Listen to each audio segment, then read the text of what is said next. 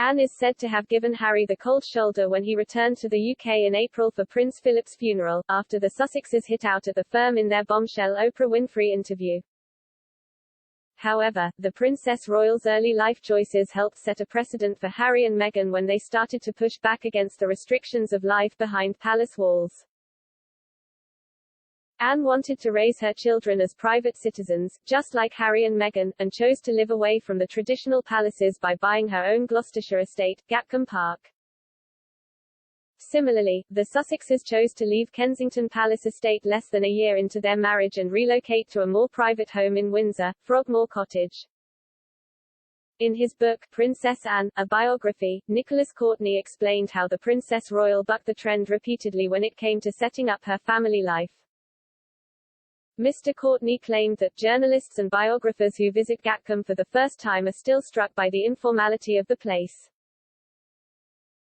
He continued, that they should use such expressions as the most unroyal of royal households presupposed they put 'em down to a life of footmen in knee breeches and powdered wigs, a butler in a morning coat and wing collar and a series of gilded drawings. Gatcombe did also make headlines earlier this year after the Princess Royal shared a photograph of herself watching the rugby at home. Royal watchers were amazed at the homely setting, while others even went as far as to call it cluttered. Meghan and Harry reportedly made their first home together, Nottingham Cottage in Kensington Estate, as comfortable and chic as possible, according to the biography Finding Freedom. When Anne and her first husband Mark Phillips first laid eyes on their 730-acre house in 1976, they pooled their capital and made up the difference with a mortgage, another marked change from most of the royals. At the time, Mark said, "We are just like any other couple with a mortgage." This is the path Harry and Meghan have gone down since leaving the firm, too. They bought a $14.65 million £11 million sprawling mansion in California, in the secluded community of Montecito, but reportedly took out a $9.5 million mortgage £6.8 million to buy it for the 7.4-acre property. Their spokesperson explained, the Duke and Duchess of Sussex moved into their family home in July of this year.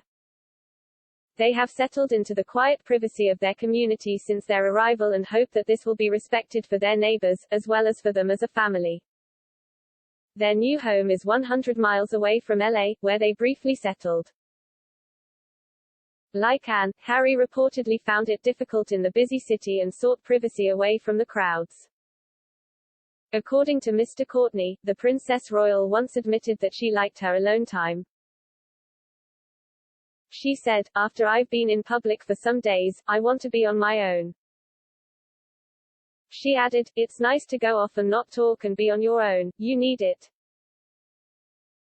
This is what first drew the couple to Gatcombe Estate, Mark said. "We stood on the front steps and looked out at the view. It was quiet, it was secluded, it was peaceful with woods down each side of a long valley. I thought to myself, well, whatever is inside, we can change, given time. But this we can never change. This is just what we have been looking for."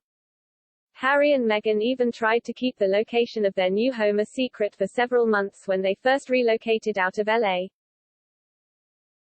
Yet, Anne has been praised for her unwavering dedication to the crown while the Sussexes have faced intense backlash since leaving their royal duties behind last year.